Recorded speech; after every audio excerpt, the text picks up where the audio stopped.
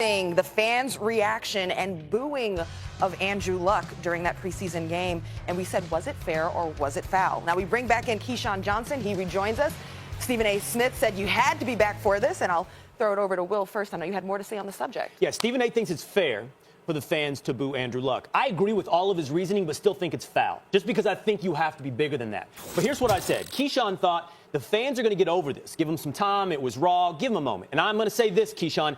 I don't think it's going to happen that way because of this. I think the level of disappointment is through the roof. Because I said Luck is a generational quarterback. And what that meant was they were expecting him to be, if not the best, one of the best quarterbacks in the league and compete for Super Bowls. That's going to leave a mark. And I'm going to just leave this with you guys. This was a tweet that went out just a moment ago by the Athletics Colts reporter. His name's Zach Kiefer. And he said, probably no surprise, but fans are calling Colts headquarters today demanding refunds for their season tickets. I don't think this is going away anytime soon.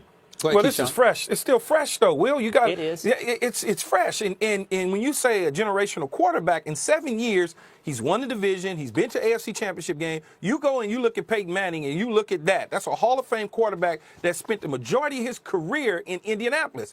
I would argue and say that Andrew Luck, when healthy, was on track to being that replacement of Peyton Manning. He was certainly doing great things when he was healthy. So I don't want to say that it was a disappointment.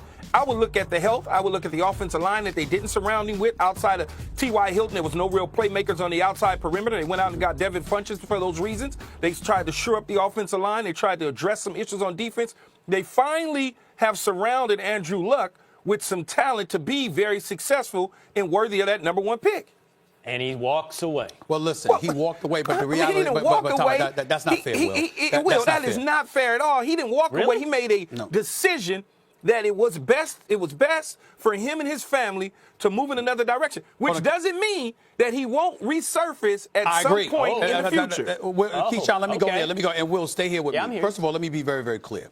I am in no way trying to denigrate Andrew Luck. I understand why he walked away. Listen, if you're experiencing that kind of pain, your pain threshold is what it is. And remember, he missed an entire season in 2017. But people forget prior to that, he missed damn near half of the previous season because of a lacerated kidney. So it's the lacerated kidney. It's the 2 shoulder surgeries. It's the calf. It's the ankle. And he's talking about rehab, and what he's going through. And it's not just about Sundays. It's about the 6 days during the week that you prep to get ready for Sunday afternoons. And so when he's looking at that, again, I understand it. I don't think I don't look at him as a quitter. I don't denigrate him in that regard, even though I think if it was some other people, they would be judged far more harshly than he is. But I don't think that would be fair either. All I'm saying about the fans are this, and I'm not defending it per se. We said it was fair.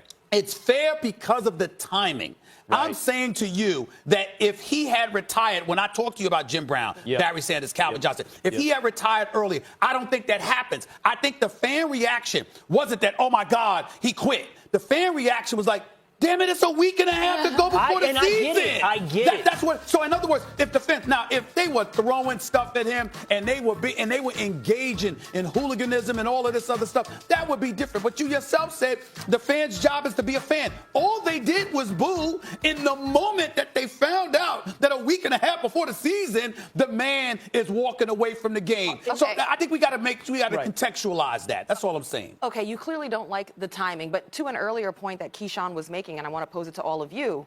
Is it possible that this is not permanent? Perhaps Andrew Luck takes some time off, mentally refreshes, body feels better. Do you think he could unretire? To piggyback off of what Keyshawn said, and Keyshawn, he can elaborate more extensively on it. I personally believe Andrew Luck is going to come back. I think that you want to believe that. Okay, that's fair. I think you want to believe that. But I don't believe that him, as good as he is. I know, and that's why we're so disappointed. As good as he is, I think once the body heals, if he steps away from the game for a year, maybe even 2 years, and the Indianapolis Colts are still contending, and you're looking at them and saying, they got everything but a quarterback, They got that now. They got that now. I'm saying if the situation stays that way. Keyshawn, why do you think he's pain-free? And he's pain-free. Will, I think he's going to come back because much like Stephen A. say, once you step away from the game and your body starts to heal, he's going to feel good in about 3 or 4 months. He's going to feel good. Plus, the Indianapolis Colts will see what they got in Jacoby Brissett. They will look at that team. If it doesn't go well with Jacoby Brissett, I promise you, mark my words, they will be knocking on that young man's door. They will be convincing him. Frank Wright will be taking a private plane. Think about all the great quarterbacks that retired and came back. Or the ones that had promising careers that came back. Brett Favre came back 2 or 3 times, okay? Our own Josh McCown just came back. For crying out loud. Let's take this. It happens at that position. I think you're both arguing what you want, and I want it too because it's not what I want. It's what I've seen in this league. It's not what I want. Here's what I've seen. Okay, Keyshawn, fine. I think your analogy is off. Here's what I would say. Brett Favre was a guy that hung on to the very last minute. In, out. I'm back, I retire. Look at the guys, instead of like Brett Favre, who are more similar to Andrew Luck, who called it quits early in their career. Gale Sayers, Jim Brown, Barry Sanders, Charles Johnson. Did any of them come back? I wasn't around. I wasn't around for That's them. unfair. Well, I'm not trying to make you seem old. I got him. Finish the point. You'll get me, but let me finish the point. You brought Barry Sanders and Calvin Johnson up. Remember, they were disgusted with the situation in Detroit. That ain't Andrew Luck's situation. But listen, all I'm saying is if you look at the guys who retire early, who surprise us, like Andrew Luck just did, they don't come back. There's a resoluteness to them. And the Colts said it this week. They knew as recently as 2 or 3 weeks ago he was considering this. And Reich and Irsay and Ballard all tried to give him his space and his time. And they said, was at total peace with this. Hey, Will, everybody in the moment, when general managers and coaches are talking to you about not retiring, that's right now.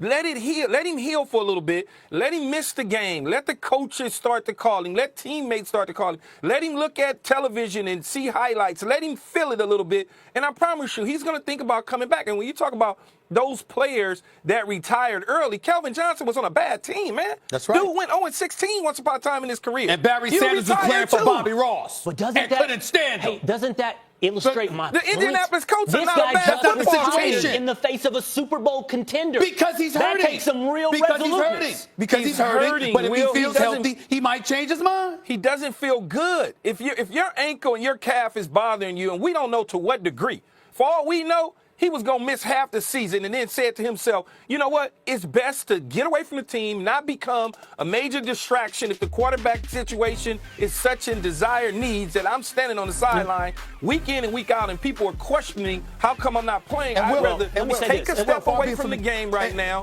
heal my body, and try and come back at a later date when it makes sense for me and my family. Ken, well, far be it for me to step out here on a limb, but I mean, not that I would know, but the man that just got married in March, and you coming home with the new wifey, even though it was somebody he had been with for the previous decade, and you coming home, drugged up on painkillers all the damn time, and so that might have had an impact too. Happy home, happy wife, happy life. That's what I've been told. Are you trying to say in a couple years you might want to get out of the house? Happy wife, happy life. That's what I heard. That's what I heard, Key. Key, that's what I was told. That's not what I hear from happy you. Wife, I hear you saying after a couple years of marriage, you might want to get back out of the house. No, I don't know that. Let me say this. Last thing, we'll see who's right. Keyshawn, Stephen A., we'll see who's right about the comeback. My biggest point of debate with you guys is this.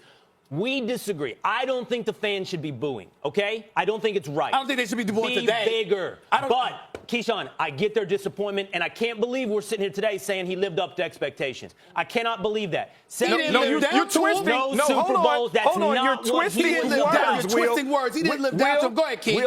Will, you're playing political games. You're twisting words. You're twisting words. I did not say he lived up to expectations. I said he was headed down the right track. I said as a number one overall pick, he's headed down the right track. He's certainly. I agree. See, let me tell you something. I'm headed down the right track, Keyshawn, but I'm not here yet. You see, I don't know if you can see me. You ain't going to catch here. I see you, but I'm coming. I wouldn't say that. We definitely will come back to talking about whether or not Andrew Luck will be remembered as a great. Will he be remembered positively? But first, we want to thank Keyshawn Johnson for joining us today. Thank you so much. And the man got to walk away with $20+ million, so I'm not crying for him. He got to keep his money, $24 million out. He's got 100. That's got 100. He gets to keep 24 after quitting. Oh, yeah, he'll be back tomorrow. Andrew Luck can absolutely live his best life.